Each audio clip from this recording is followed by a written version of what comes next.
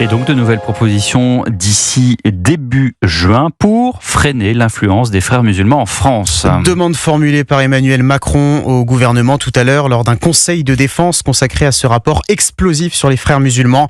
73 pages qui décrivent précisément les méthodes utilisées par la mouvance pour diffuser un islam rigoriste dans toutes les sphères de la société française. Bonsoir Maï-Hélène Trémollet. Bonsoir Maël, bonsoir à tous. Toutes les forces politiques réagissent au contenu de ce document édifiant. Oui, que de temps perdu. Voilà l'avis de Marine Le Pen sur le sujet qui rappelle que le RN avait déposé une proposition de loi dans ce sens dès 2021.